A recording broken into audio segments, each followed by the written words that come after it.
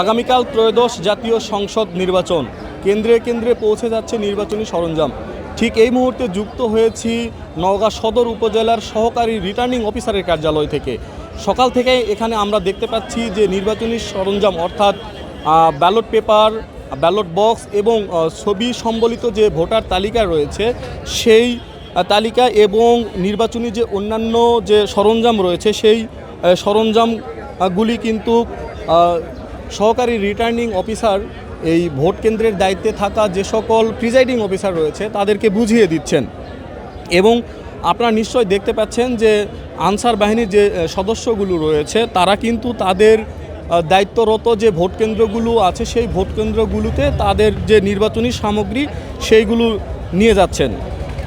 আর নির্বাচনকে ঘিরে যদি আইনশৃঙ্খলা পরিস্থিতির কথা একটু জানাতে চাই, সেক্ষেত্রে এখন পর্যন্ত নওগাঁ জেলার যে স্বাভাবিক যে পরিস্থিতি সেটি কিন্তু স্বাভাবিক রয়েছে এবং জেলার যে গুরুত্বপূর্ণ যে স্থানগুলো রয়েছে সেইগুলোতে নিরাপত্তা কিন্তু জোরদার করা হয়েছে।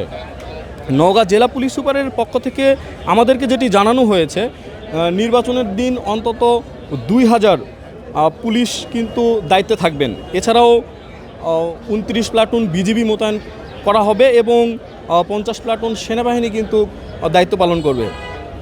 এছাড়াও যে কোনো ধরনের যে অপ্রীতিকর যে পরিস্থিতি আছে সেই পরিস্থিতি নিয়ন্ত্রণে থাকবেন স্ট্রাইকিং ফোর্সের সদস্যরা।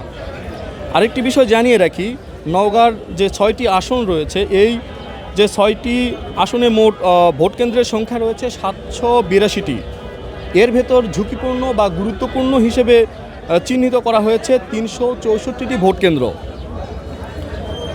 এই ভোট কেন্দ্রগুলোতে কিন্তু বাড়তি একটা নজরদারি থাকবে বলে জানিয়েছেন প্রশাসনের পক্ষ থেকে।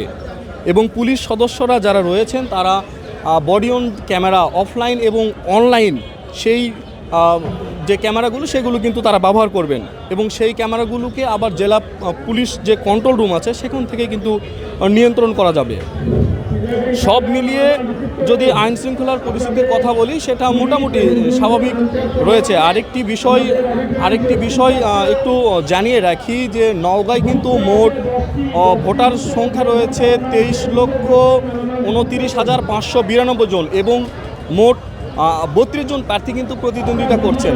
আগামীকাল অর্থাৎ যে সকল ভোটাররা রয়েছে তারা কিন্তু তাদের পছন্দ মতো যে প্রার্থী আছে সেটিকে কিন্তু নির্বাচিত করবে। মোটামুটি আমার কাছে নওগাঁ থেকে এই ছিল নির্বাচনের সবশেষ খবর।